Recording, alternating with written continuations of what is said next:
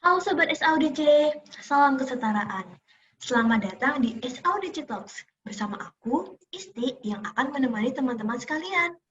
Gimana nih teman-teman kabarnya? Semoga sehat selalu ya. Hari ini, aku ditemenin sama Nada Distia Florisa, mahasiswa pembangunan sosial dan kesejahteraan UGM. Langsung kita sapa aja ya. Halo Nada, Halo Isti, apa kabar nih? Alhamdulillah baik, sehat. Kamu gimana? Alhamdulillah, sehat juga. Kalau boleh tahu, kesibukan kamu sekarang apa? Kalau sekarang sih udah agak free ya, soalnya kan udah kelar UAS nih, tinggal ngerjain beberapa dari UKM organisasi aja. Oh, udah kelar UAS ya? Gimana UASnya? Lancar? Lancar sih Is, tapi aku agak cemas nih sama nilaiku. Kayak, aduh gimana ya nilaiku nanti? It's okay, wajar kok kalau cemas mengenai nilai. Aku percaya kamu pasti udah ngelakuin yang terbaik kan? Tapi cemasnya masih dalam batas wajar karena Emangnya cemas yang berlebihan itu yang gimana tuh, Tik? Nah, itu dia yang akan kita bahas hari ini nih, yaitu mengenai anxiety disorder. Biar kita nggak bingung dan nggak salah juga dalam mengartikannya, hari ini kita akan berbincang-bincang seru dengan Kak Anissa Nurharwining Tias. Beliau merupakan mahasiswa Magister Psikologi Profesi UGM bidang klinis dan konselor di Radiant Mind and Body Development Center. Langsung aja yuk kita ngobrol langsung dengan Kak Anissa. Halo Kak Anissa, apa kabar Kak? Halo, Isti. Baik. Nah, hari ini kan kita bakal bahas tentang anxiety disorder nih Kak. Nah, anxiety disorder itu apa sih Kak sebenarnya? Oke. Anxiety disorder itu kan sebenarnya berupa gangguan psikologis gitu ya.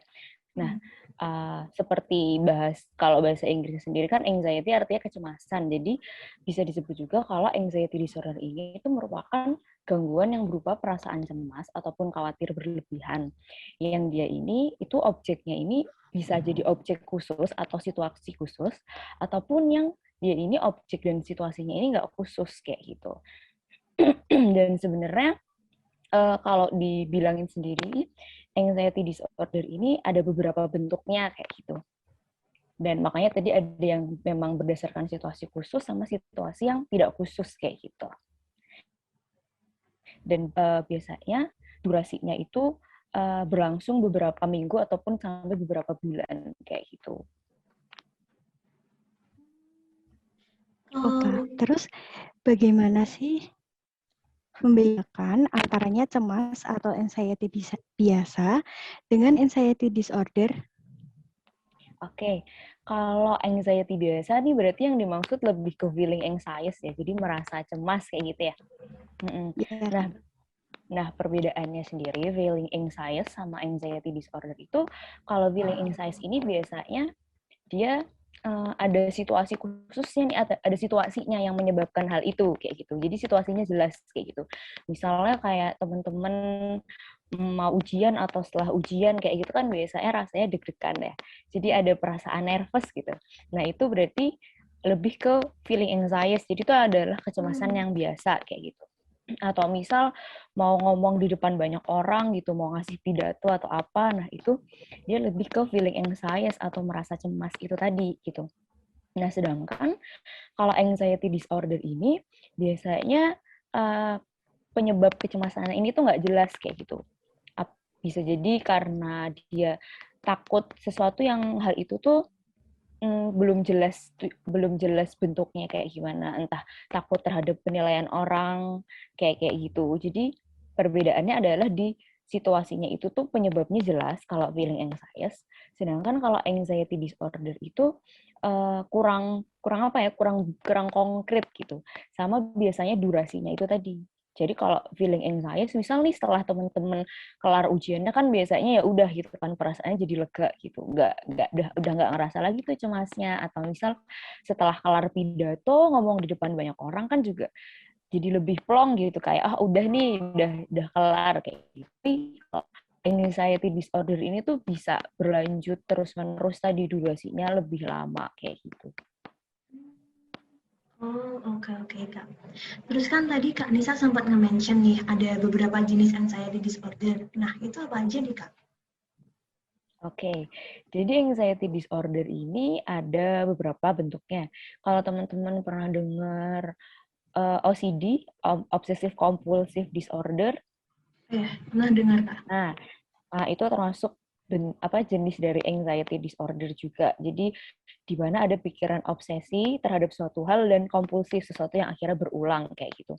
Lalu juga ada PTSD gitu. PTSD ini post traumatic syndrome disorder. Jadi biasanya teman-teman yang habis bencana atau setelah kena suatu kayak hal yang menyebabkan trauma kayak gitu. Nah, itu biasanya dialamin sama teman-teman yang setelah mengalami kejadian itu. Biasanya bisa berupa mereka jadi mimpi buruk kayak gitu. Biasanya kita namanya termasuk dalam PTSD kayak gitu. Terus ada juga panic attack. Nah, panic attack itu kalau tiba-tiba teman-teman panik secara tiba-tiba gitu. Jadi kayak langsung rasanya sesak nafas, kayak rasanya tiba-tiba kehimpit gitu. Jadi panik yang itu tuh munculnya tiba-tiba gitu. Itu panic attack gitu. Terus kalau teman-teman fobia, takut ular, takut misal takut hal-hal berbulu kayak gitu. Apapun itu, yang penting dia berbulu gitu teman-teman takut, itu termasuk dalam fobia. Nah, fobia ini juga masuk anxiety disorder. Terus ada juga social anxiety, jadi ketakutan terhadap dia takut di lingkungan sosial gitu. Misal dia takut untuk misal ke tempat ramai gitu dia takut gitu. Walaupun itu di keramaian yang misal kayak di pasar kayak gitu dia takut. Nah, itu bisa disebut social anxiety kayak gitu. Terus ada juga general anxiety disorder atau biasa disingkat GAD. Itu kecemasan yang dia itu biasanya dia cemas terhadap banyak hal. Jadi namanya general anxiety disorder, general. Jadi apa yang dia cemaskan itu tuh tidak terpatok pada satu situasi aja kayak gitu biasanya. Jadi banyak hal yang mungkin akhirnya memunculkan kecemasan itu gitu. Oh gitu, oke Kak. Nah Kak, setelah tahu jenis-jenis anxiety disorder, gimana sih Kak seseorang bisa tahu bahwa dirinya atau orang di sekitarnya itu mengalami anxiety disorder? Oke, berarti mungkin kita di sini ngomongnya kayak gejala yang muncul gitu ya. Iya Kak. Iya Kak. Nah, kalau terkait gejala-gejala yang muncul, tapi sebagai catatan ya teman-teman, ini gejala yang dirasakan yang ketika merasakan hal ini bisa dikonfirmasi ke profesional kayak gitu. Jadi jangan sampai ketika teman-teman merasakan hal ini terus akhirnya teman-teman melakukan self diagnose gitu ya. Jadi karena ketika kita melakukan self diagnose itu juga belum tentu nanti kan hasilnya benar kayak gitu. Jadi treatment yang dilakukan juga belum tentu tepat kayak gitu. Jadi ketika merasakan gejala-gejala ini tetap silakan untuk teman-teman mengkonfirmasi ke psikiater atau psikolog kayak gitu. Nah, kalau tadi kita ngomong gejala dari anxiety disorder ini biasanya bisa dilihat dari 3 hal gitu. Bisa dari reaksi fisik, dari pikiran yang muncul, sama dari perilaku yang muncul kayak gitu. Nah, dari gejalanya apa aja sih? Dari reaksi fisiknya, itu misal jantungnya rasanya berdebar-debar. Kayak orang cemas itu biasanya jantungnya berdebar-debar. Terus habis itu dia nafasnya jadi lebih pendek. Terus mungkin dia jadi lebih berkeringat gitu, keringatnya sering banget keluar, entah keringat dingin kayak gitu. Dan dia jadi mudah lelah juga kayak gitu. Itu dari segi reaksi fisik kayak gitu. Nah, tapi kalau dari pikiran misal, itu muncul pikiran-pikiran takut yang ketika ditanya lebih lanjut, pikirannya itu dia nggak tahu kenapa dia bisa kayak gitu. Yang dia tahu dia mungkin hanya takut aja tanpa dia tuh paham itu ketakutannya karena apa kayak gitu. Misal dia merasa ketika dia udah melakukan suatu kesalahan berarti dia udah gagal sepenuhnya gitu. Jadi ya udah aku udah gagal nih, aku nggak akan berhasil kayak gitu. Padahal kan kita belum tentu tahu hasilnya, tapi dia udah mencemaskan hal tersebut gitu ya teman-teman ya. Terus uh, terus kalau dari perilaku misal, itu dia jadi susah berkonsentrasi, terus jadi susah tidur kayak gitu. Terus habis itu dia bahkan bisa menarik diri dari lingkungannya karena dia merasa nggak nyaman dengan lingkungannya. Jadi akhirnya dia misal milih untuk di rumah aja, dia di kamar aja kayak gitu. Jadi dia menjauhi hal-hal yang membuat dia akhirnya tadi nggak nyaman. Nah, misalnya teman-teman melihat kan biasanya kalau orang lain itu tahu lebih ke perilaku ya teman-teman ya. Jadi misal kalau ada temannya nih yang kelihatan dia merasa kok kayaknya dia nggak nyaman ya ada di sekitar ini atau dia kok kayaknya kelihatan takut ya kayak gitu. Nah terus tiba-tiba dia kayak menarik diri, nah itu bisa jadi pertanda bagi teman-teman nih untuk melihat gejala-gejala tadi kayak gitu. Oke, Kak.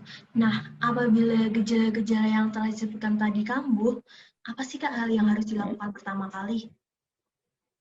Oke, kalau yang dilakukan secara cepat gitu ya, mungkin secara praktis, nah itu bisa coba, kadang kalau misal datangnya itu tiba-tiba kecemasannya, kayak misal panic attack gitu, itu kan datangnya tiba-tiba, kadang kita suka, ya udah tiba-tiba jadi kayak takut, jadi kayak terhimpit, nafasnya jadi kayak pendek banget kayak gitu. Nah itu bisa coba dengan grounding dulu, jadi kita coba sensing pakai indera kita, misal bisa pakai mata, jadi kayak kita ngelihat benda paling deket di sekitar kita tuh apa sih, jadi kita coba lihat itu, konsentrasi melihat hal itu dalam beberapa detik, misal durasinya atau beberapa menit, sambil kita coba tarik nafas, jadi kita mencoba grounding itu kita menyadari di sini kini kayak gitu. Misal kalau nggak pakai tatapan mata, kita bisa dengan sentuhan. Jadi kita misal bisa pegang pakaian kita,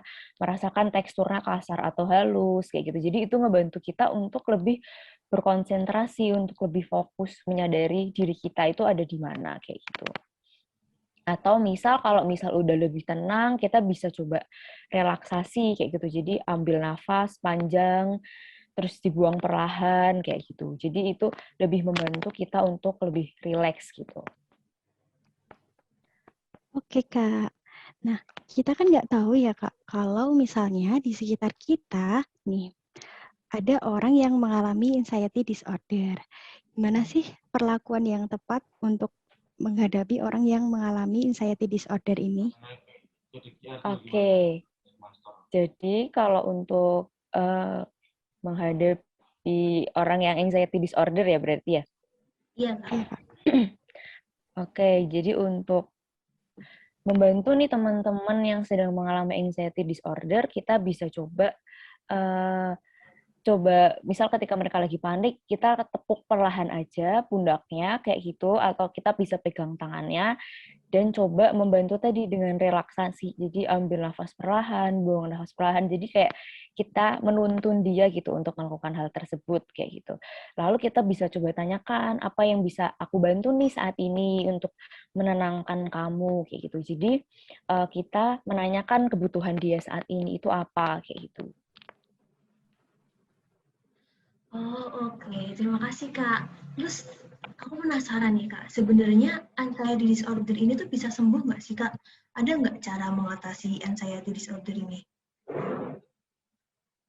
Oke, kalau terkait sembuh atau enggak, mungkin lebih ke bagaimana akhirnya kita mengelola gitu ya.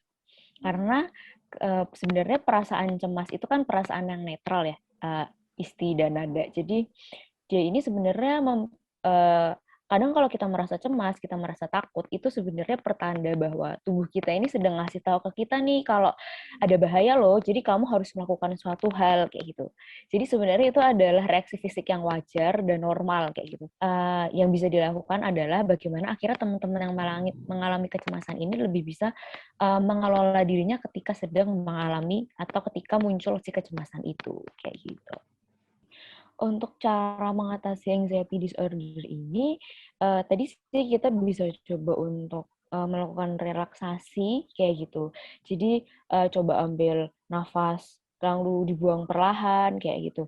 Lalu kita bisa juga ketika misal kecemasannya ini datang tiba-tiba kayak gitu, kita bisa coba dengan grounding kayak gitu. Jadi mungkin teknik yang gampangnya itu dengan sensing kayak gitu. Jadi kita coba menggunakan alat indera kita, misal kalau kita mau lihat dengan mata, kita lihat barang yang deket banget sama kita, tapi kita coba fokus gitu untuk melihat ke benda tersebut kayak gitu. Kita coba lihat beberapa menit sambil kita coba tarik nafas, buang nafas perlahan tadi. Jadi untuk membantu kita fokus kayak gitu. Atau kita juga bisa pakai sentuhan kayak gitu. Jadi kita coba sentuh pakaian kita rasakan teksturnya kasar atau lembut kayak gitu. Jadi kita fokus ke hal-hal yang ada di sekitar kita kayak gitu untuk membantu biar kita merasakan di sini kini kayak gitu. Tapi semisal itu kita sangat mengganggu, kita bisa coba akhirnya mengontak ke profesional kayak gitu. Jadi karena kan untuk treatment dari anxiety disorder ini nanti tetap akan disesuaikan dengan kondisi yang dialamin oleh penyintasnya kayak gitu. Oke, terima kasih Kak Nisa atas jawabannya. Kemudian gini Kak, aku penasaran nih, apabila anxiety disorder ini tidak segera diatasi, apakah ada dampak berkepanjangan yang akan terjadi gitu Kak? Boleh dijelasin dong Kak, apa dampaknya? Oke, kalau terkait dampak mungkin kita bisa lihat secara fisik dan pemikiran atau perilaku gitu ya. Nah, kalau secara fisik kan ketika kita terlalu cemas, jadi kalau di biologi sendiri ketika kita terlalu cemas itu kan ada hormon stres yang akhirnya keluar gitu kan. Nah, ketika hormon stres ini terus-menerus diproduksi, umumnya nanti imunitas tubuh jadi akan menurun kayak gitu. Nah, ketika imunitas tubuh kita menurun kan kita jadi lebih mudah terkena penyakit gitu ya. Nah, jadi itu salah satunya juga yang akhirnya ketika kecemasan ini tidak bisa dikelola dengan baik dan akhirnya tidak diatasi dengan baik juga, tadi kita bisa jadi kena imunitas menurun, lebih mudah terkena penyakit, kayak gitu. Bahkan bisa juga jadinya kena penyakit jantung atau hipertensi, kayak gitu. Terus bisa juga muncul perasaan bersalah nih karena perasaan-perasaan atau pikiran-pikiran yang membuat cemas itu muncul terus-menerus kayak gitu. Misal ketika dia cerita ke orang lain kayak gitu, terus habis itu temennya kayak atau orang lain itu tidak merespon dengan tepat kayak gitu. Nah, nanti kan bisa muncul perasaan bersalah juga dari penderita atau kita sebutannya mungkin penyintas gitu ya. Nah, ketika nanti dia muncul perasaan bersalah kayak gitu, nanti bisa juga muncul perilaku self harm kayak gitu. Jadi karena dia ingin menghindari dari perasaan yang menimbulkan perasaan tidak nyaman ini, akhirnya dia bisa memunculkan self harm kayak gitu. Bahkan mungkin adanya pikiran untuk bunuh diri kayak gitu. Ternyata dampak berkepanjangan dari anxiety disorder ini cukup parah juga ya Kak. Kemudian kan selama pandemi ini banyak tuh kejadian yang tidak mengenakan seperti pemutusan hubungan kerja, kehilangan orang terdekat, dan hal seperti social distancing yang memaksa setiap orang untuk stay at home dan menjaga jarak.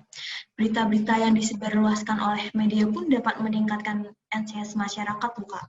Nah, cara mencegahnya atau mencegah agar kita tidak mengalami anxiety disorder itu bagaimana ya Kak?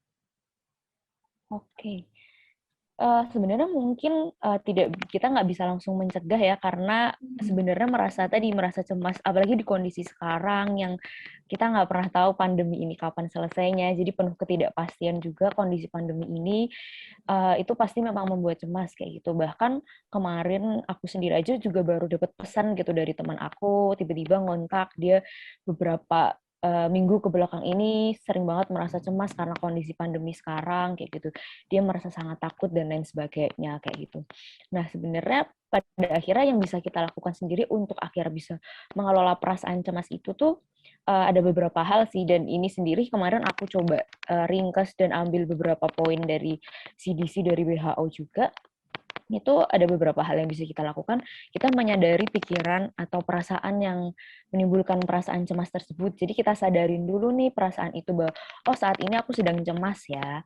Aku mencemaskan kondisi pandemi sekarang yang penuh dengan ketidakpastian. Orang-orang juga banyak yang sakit dan hal-hal yang terkait kematian dan lain sebagainya kayak gitu. Setelah kita menyadari hal tersebut, kita coba untuk fokus ke hal-hal yang bisa kita kontrol kayak gitu. Karena kan hidup ini tuh ada hal yang bisa kita kontrol dan ada hal yang tidak bisa kita kontrol kayak gitu.